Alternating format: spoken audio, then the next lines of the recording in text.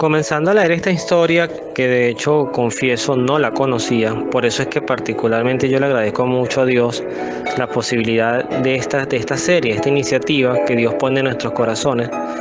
Eh, Cuando le estaba leyendo, les voy a confesar que me daba mucha tristeza. Y ustedes dirán, ¿por qué Luis te daba tristeza una historia de una santa tan hermosa? Me da tristeza porque, y es el único inciso que voy a hacer sobre su vida, hoy, cómo la interpretamos hoy. Esta santa, literalmente los cristianos católicos nos la dejamos robar por la santería. Nos la dejamos robar por el espiritismo, por el ocultismo, por lo que ella misma combatió.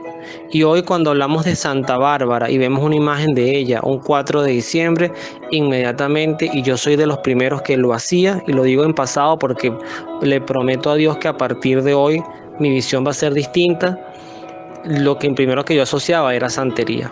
Resulta ser que no, la Santa Bárbara, la santería es un parapeto que dentro en esencia tiene a Shango, un orishá que además probado está por el padre, por ejemplo, Rafael Troconis, en su libro La santería, un desafío para nuestra fe, donde él habla de una experiencia con un de un exorcismo.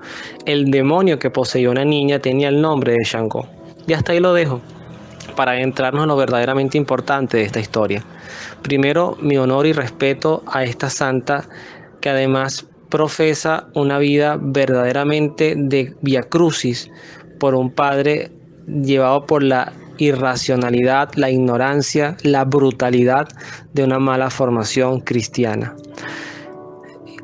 El primer punto que quiero destacar es cómo de un padre tan estéril desde el punto de vista cristiano, Dios puede, y lo he dicho en otras oportunidades, Dios puede crear frutos de cristianismo, de santidad.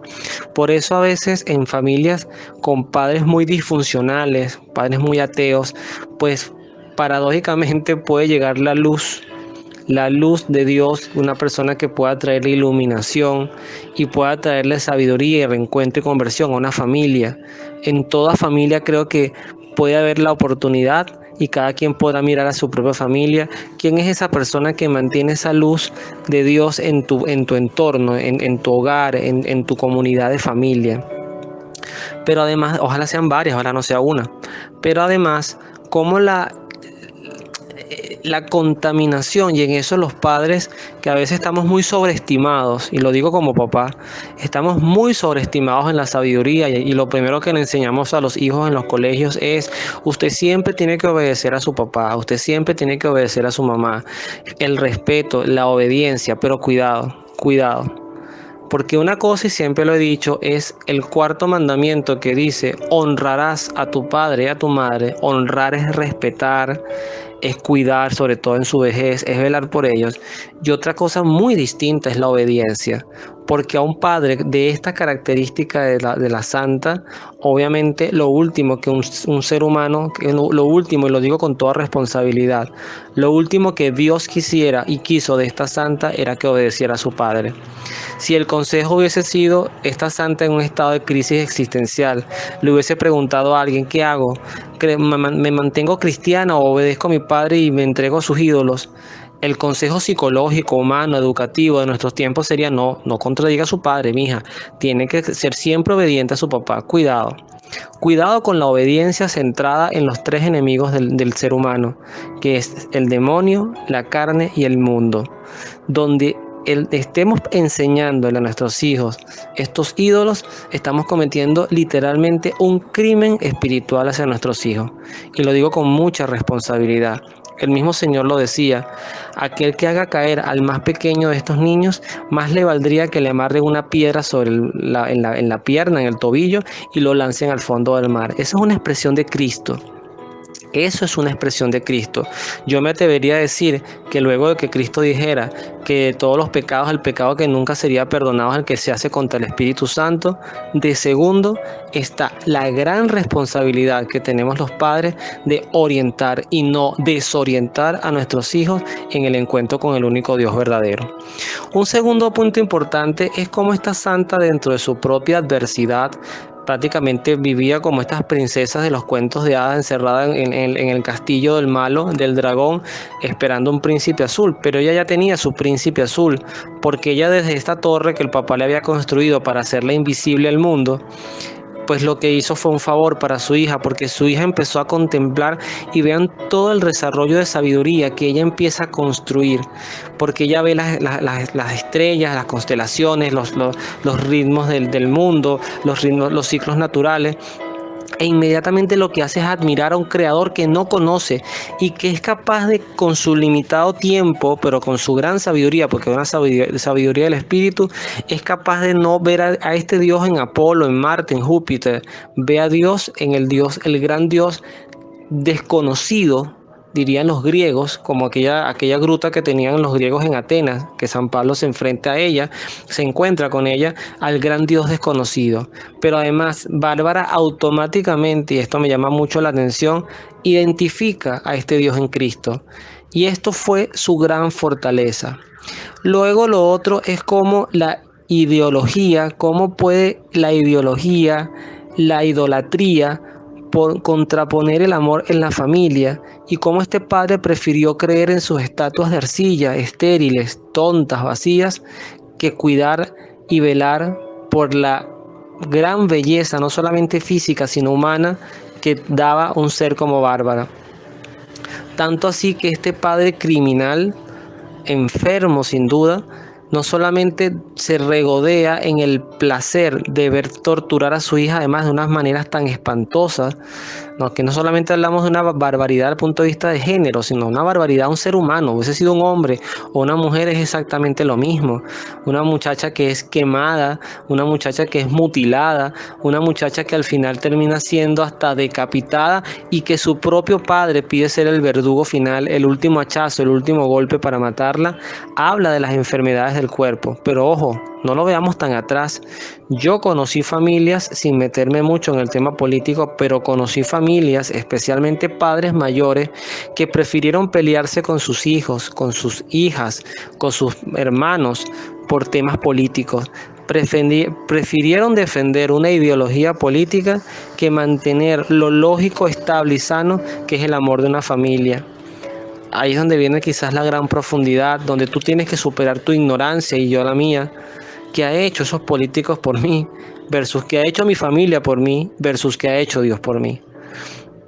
Y ahí está la respuesta para esto.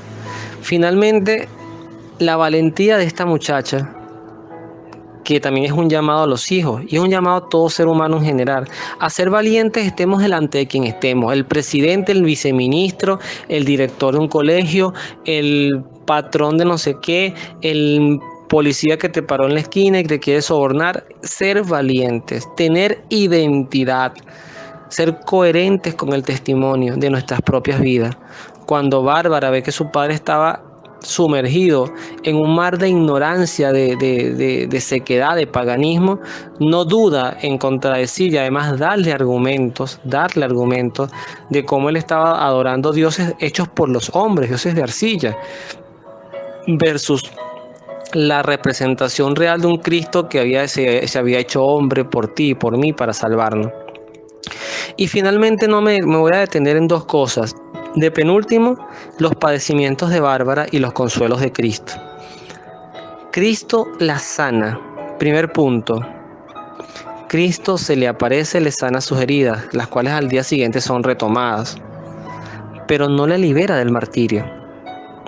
Y esta imagen de Cristo no debemos perderla, porque por más que se intente predicar al Dios del amor, que lo es, al Dios de la misericordia, que lo es, no debemos olvidar también que Cristo es el Dios de la cruz y que Cristo ve enormes beneficios en el sufrimiento para poder expiar nuestras vidas, limpiarlas y ver un cielo gigantesco que nos espera en la eternidad.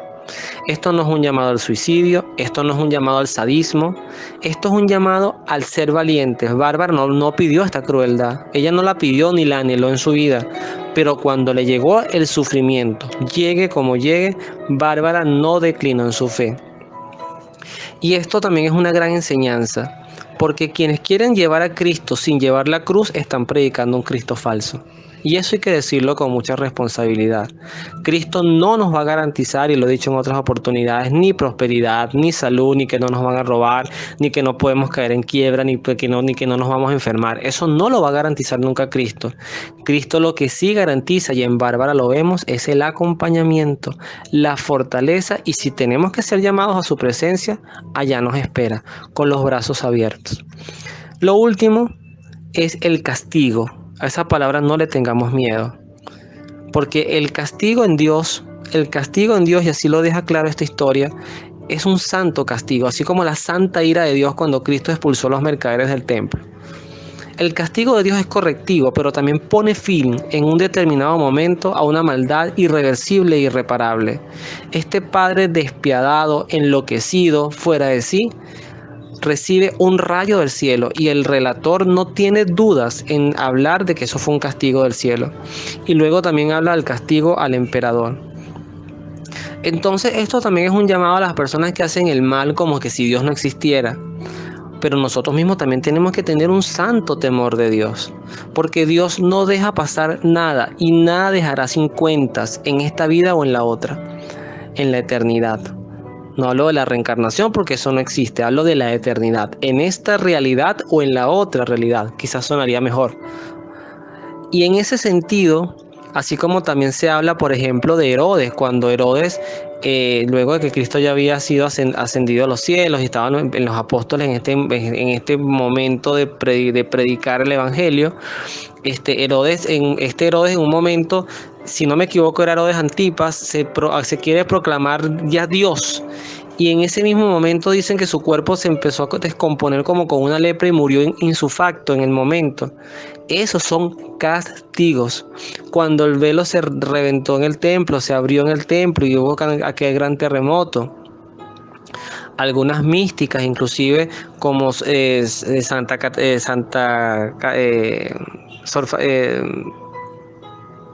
Ana Catarina de Emmerich, discúlpeme el lapsus, Ana Catarina de Emmerich y la beata de Agreda, que tienen libros sobre la pasión de Jesús, que son visiones reconocidas por la iglesia, aunque ellas no son beatas ni santas por esto, pero sus vidas recibieron revelaciones.